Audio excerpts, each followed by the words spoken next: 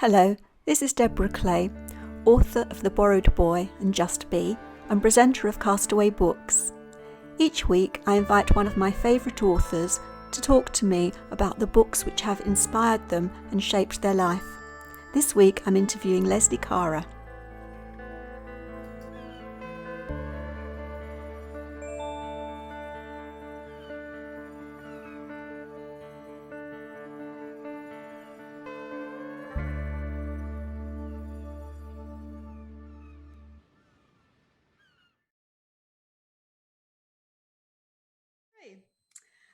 Hello, Lesley Kara. I'm really pleased that you could join us on Castaway Books. Delighted. You're best-selling author of The Rumour and the Who Did You Tell? And your fans will be delighted to hear that your next book, The Dare, is going to be out as an ebook on the 18th of February and as a hardback on the 4th of March. And I know from what I've seen on social media, there are people who are waiting to grab it. So really pleased that you could join us here on Castaway Books. Oh, thank you. It's a real pleasure to be here. Thank you for inviting me. Great. So I don't know whether you had difficulty choosing your 5 books or not, but I'm really looking forward to hearing your choices and how they have influenced your writing and perhaps shaped your life. So should we start with book number 1? Yes, answering your question, I did have a great deal of trouble trying to select out of the very many books that have influenced my life and my writing. But the very first one I've chosen is called The Painted Garden by Noel Streatfeild. I used to love reading Noel Streatfeild. I mean, I'm not sure if I'm pronouncing that correctly. I think that's correct. But I used to love reading her books and devoured all of them. You know, Thursday's Child, Ballet Shoes, Caldecott Place. I mean, she wrote so many. But The Painted Garden is about a girl called Jane who whose family go to California. Her father is a writer and he has to go to California, and she doesn't really want to go because she has to leave her dog behind, and so she's really fed up. She's a bit crabby, and but when she's out there, she gets picked by a film director to star in a film it's the film version of The Secret Garden.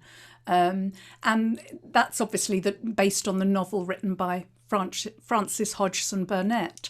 So this book really appealed to me because I loved the writing of Noel Streatfeild and I loved the writing of Frances Hodgson Burnett. So here was a book that was about a girl who was going to, book written by Noel Streatfeild about a girl who was playing a part in a film based on a novel by Frances Hodgson Burnett. So it really appealed to me. I just loved her writing. Yeah, and real escapism we all love escapism. So what were you doing at that time in your life? How old would you? Well, when I read that book, I can't remember exactly, but I was probably about 9 or 10. So I was, that would make me in the last year of junior school, wouldn't it? We used to call it junior school in my day, and possibly in your day as well. Primary school now, isn't it? And so I was probably getting a bit nervous about moving up to secondary school.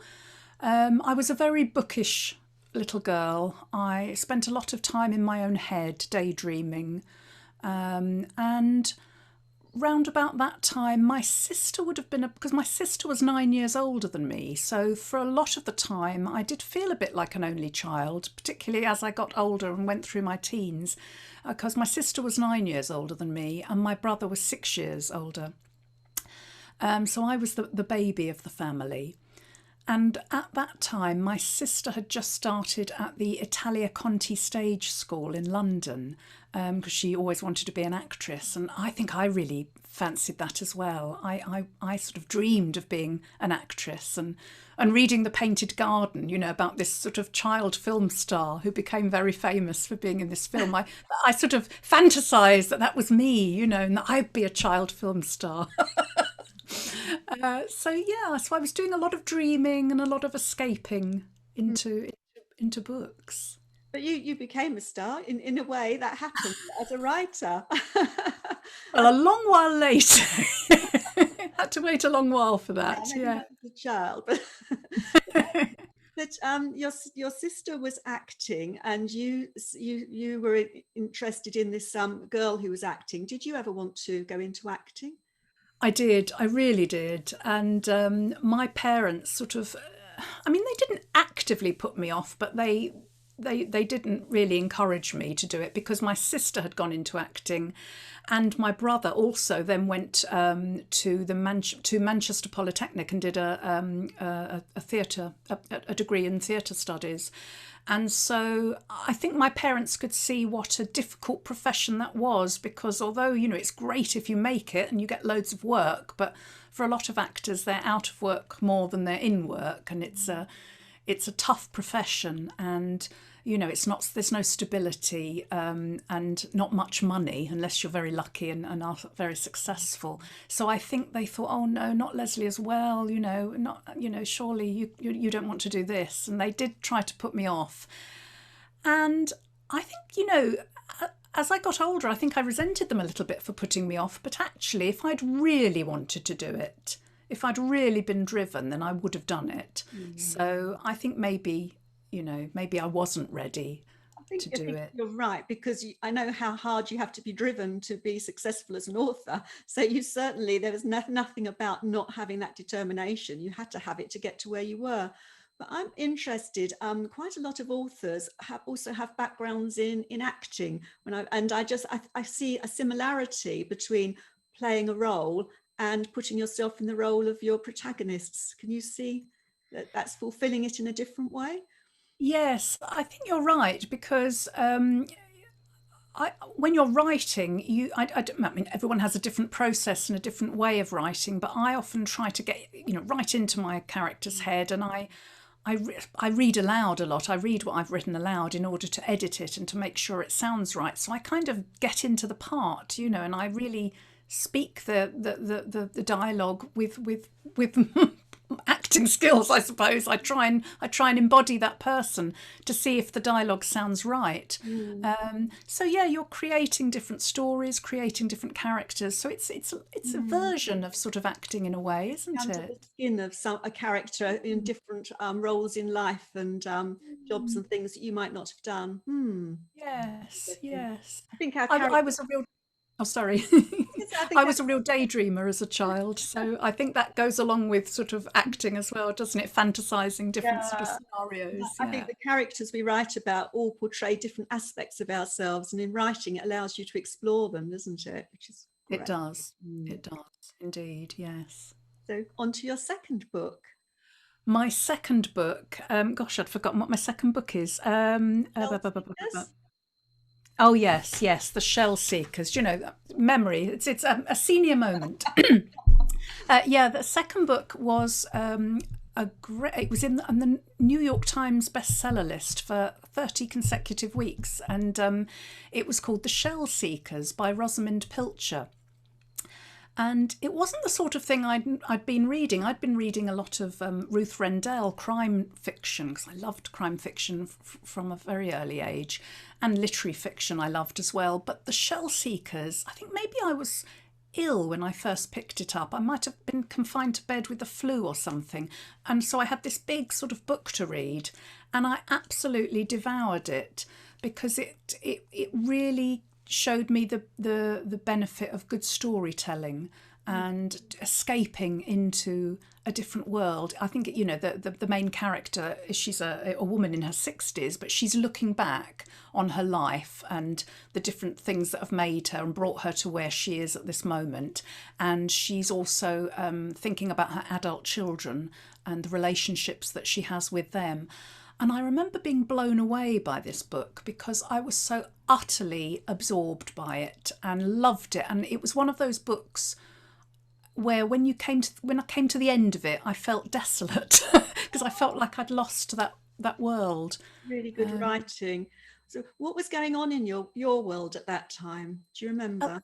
well, at that time, I'd have been in my 20s, and I just left nursing, because when I left school, for some reason I decided to go into nursing, which wasn't really the best career choice for me.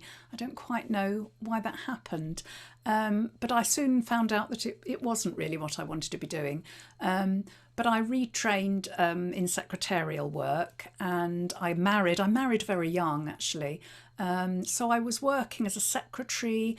I was really desperate to have a baby. I was very keen to start a family, and so I did. We had children quite early. I was 25 when I had my first son, and although I was still really interested in writing, because I'd always written stories as a child, I think I then poured all my creative energies into bringing up my children, because I hadn't really sort of particularly enjoyed being a secretary. I'd done it quite well. I'd very efficient, but it didn't stretch me. And I think perhaps I could have maybe started writing then and put all my creative energy into books, and maybe I'd have published earlier. I don't know, but as with many women, I think a lot of creativity goes into bringing up your own children. Absolutely. And I know in social media, lots of writers who beat themselves up because they haven't produced work, and then you see that they're mothers of children or they're working as well.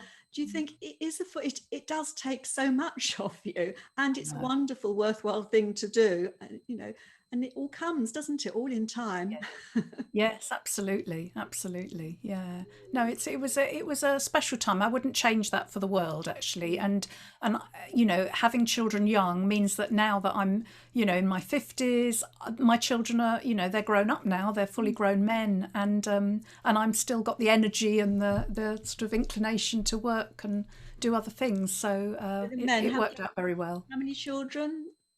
I've got two sons of my own, and but then I'm on my second marriage, and I've also got three stepsons. So we have five boys Boys. between us. Oh So boy. all boys. Yeah.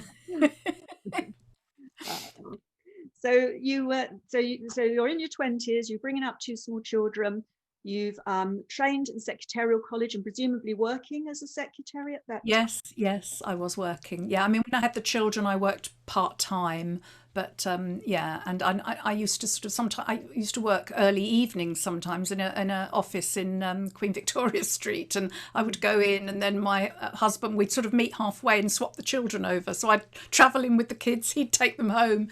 But yeah, and I worked in Fleet Street for a while for a firm of accountants. That was before I had the children as well. But All yeah. good organizational skills, which I'm sure to stand you in good stead now, working for yourself.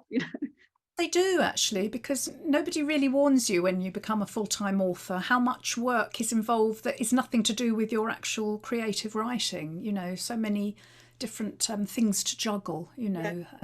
And that's, yeah, you're right. All the emails and requests, promotional work, and writing articles for magazines, interviews, that sort of thing. It's yeah, you do Organising need to be a your good time, organizer. being organized. We pick up all these different skills from different parts of our life. They're all transferable. They're all making us the person that we become. Yeah, absolutely. No, they really do. Yeah. So your third book, Lesley. My third book is Alias Grace, and that's by Margaret Atwood.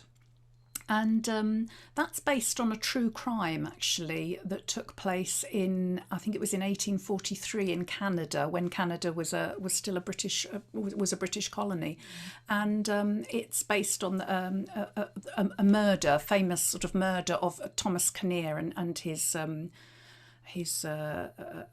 housekeeper, and it was two other servants. I think it was James McDermott and Grace Marks. So that was a true story, true crime story. And Margaret Atwood wrote this novel about the woman who was she was actually pardoned in the end, but she was sent to prison and then she was pardoned. But this novel is. I mean, I love the writing of Margaret Atwood. I'd previously enjoyed The Handmaid's Tale when that first came out. And Alias Grace is such a complex novel.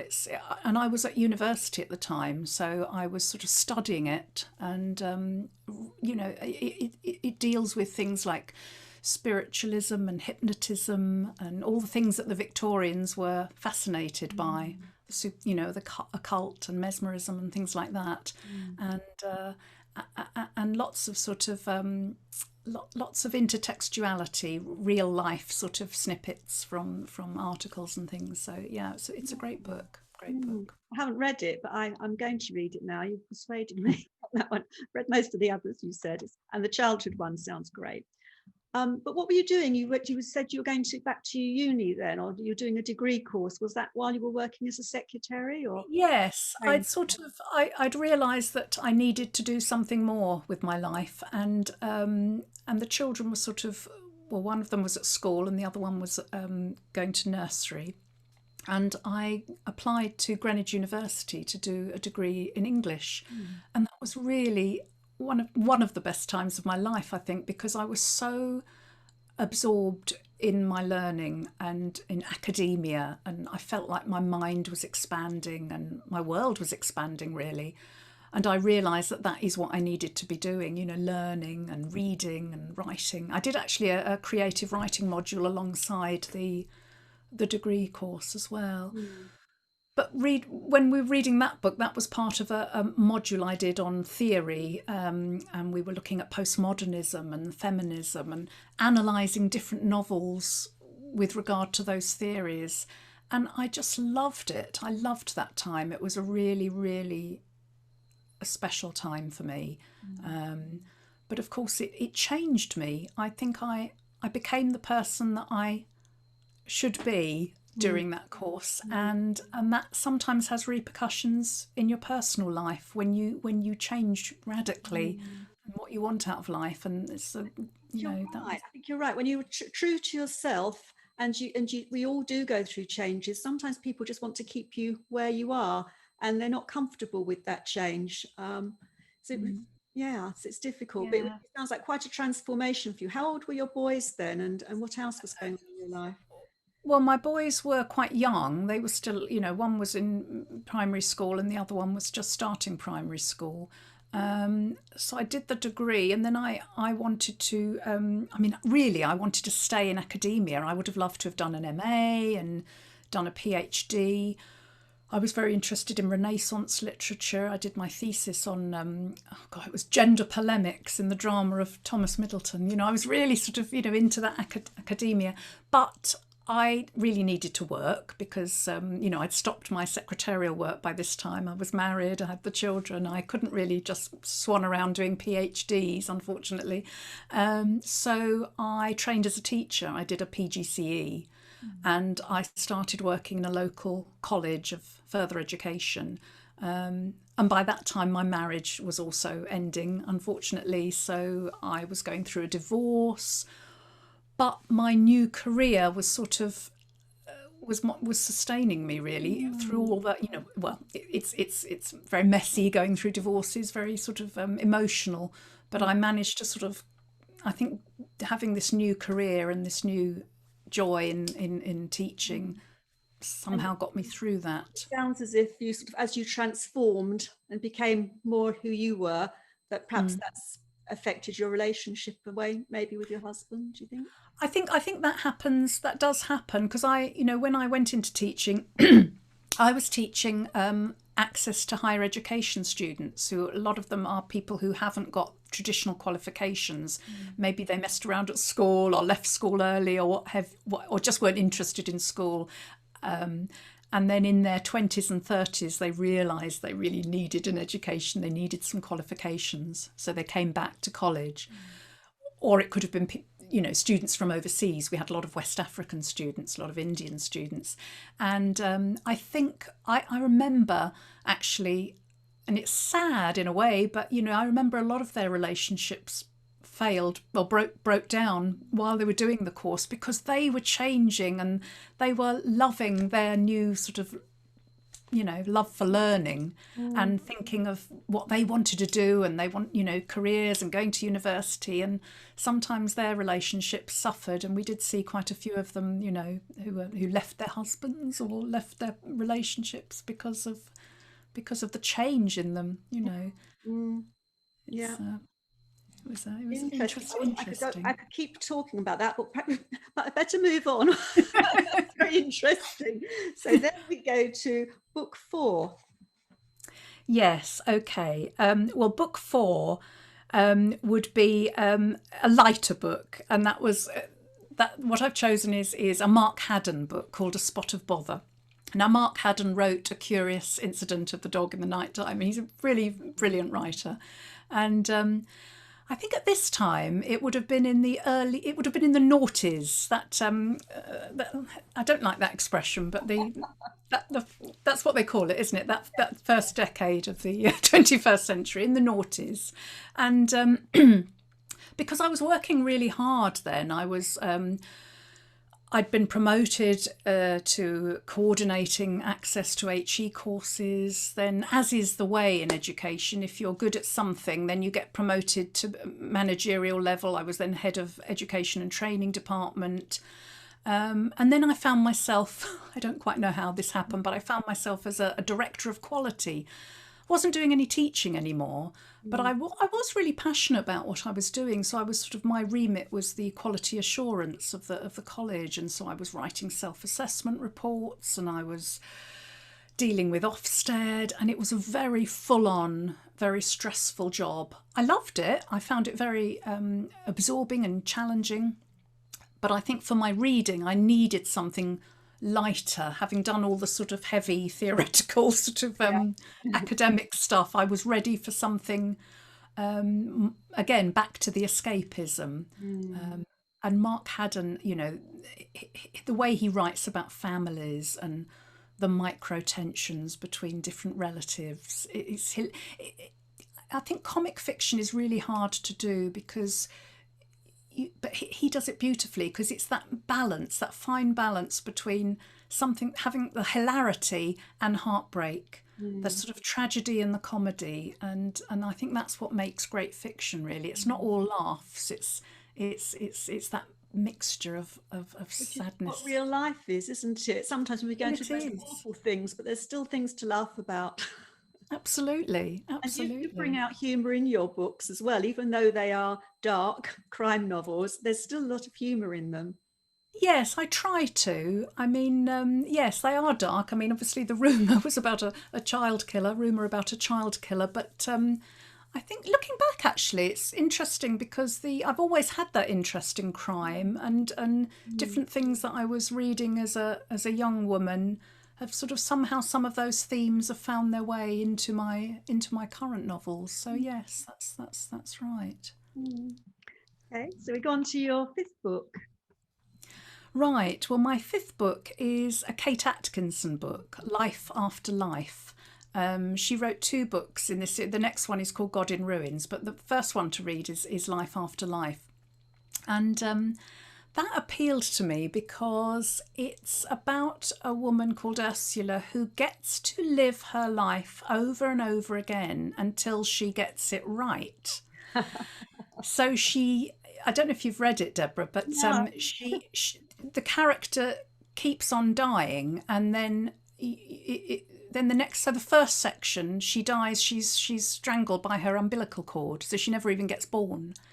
And then the next section, she does get born. That tragedy doesn't happen, but I think she drowns as a little girl, and then she falls off a roof.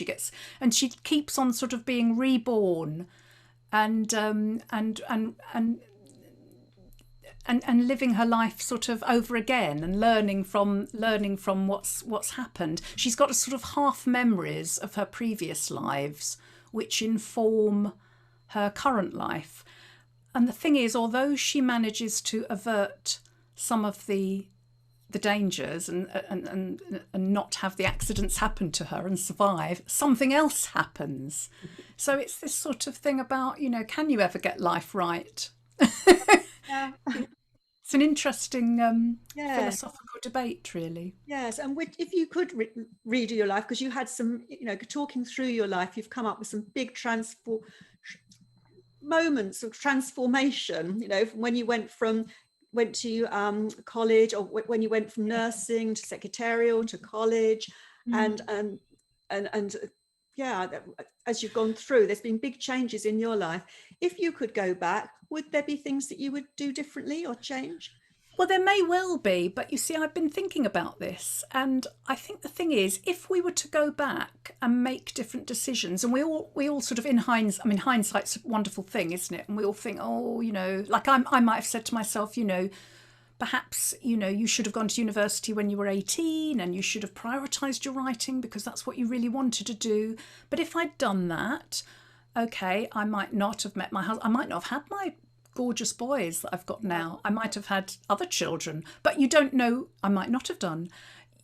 You might not make the same mistakes, but you would make different mistakes, wouldn't you? If you took another road, the road less travelled always seems more interesting. But if you took that road less travelled, some of it might be good, but some of it might be worse than what you've done, or do you know what I mean? It won't necessarily. And it's all the things that make up who you are and where you are.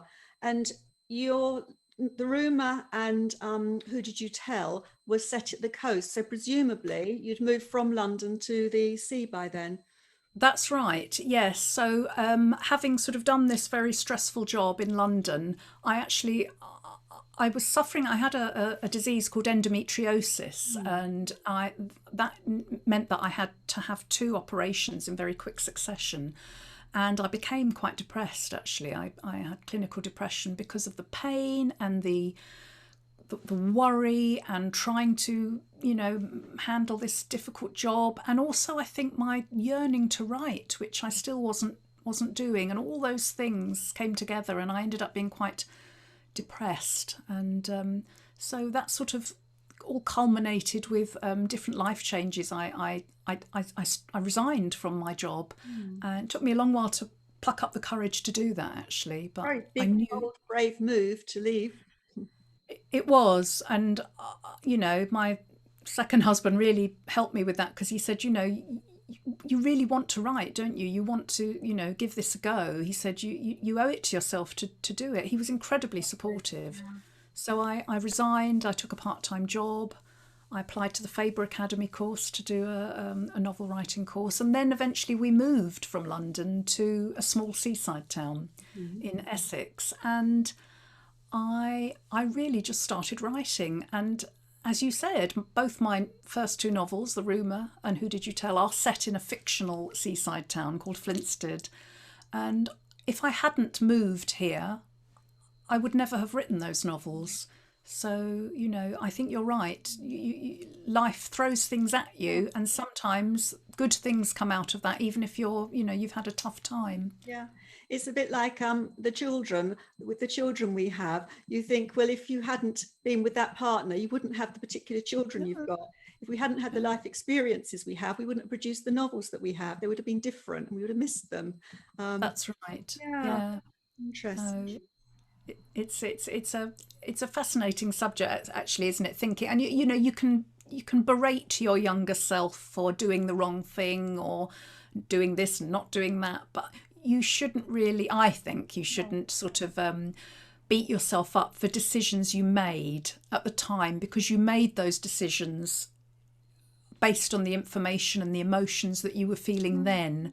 And you were a different person then. I was a different person. I'm a different person in every decade of my life, I think. I think we all are. We're growing. We're work in progress, aren't we? And all those transformations you've been through, you're still transforming, and you'll be different again in 10 years. And I think all the way we're getting closer to our authentic self. I was talking with in the pilot episode of this with Anita Belli about how you sort of go inward through your life as you sort of take off layers to get to who you are, getting right down like a Russian doll, getting to find the core of who you are. A journey. Yes.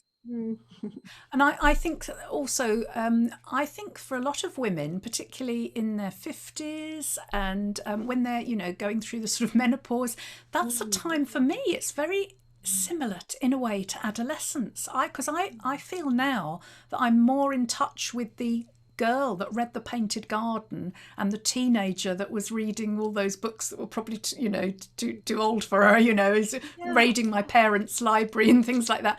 I feel more in touch with her now than any other part of my life. So that's interesting as well. It's like a rebirth, isn't it? You go out and then you go back in again, don't you? Yeah. So you're finding your place in the world for the first half of your life, and then you're going back to inward to discover who you are. And you're absolutely right. It kind of parallels with where you were on the other side. Yes.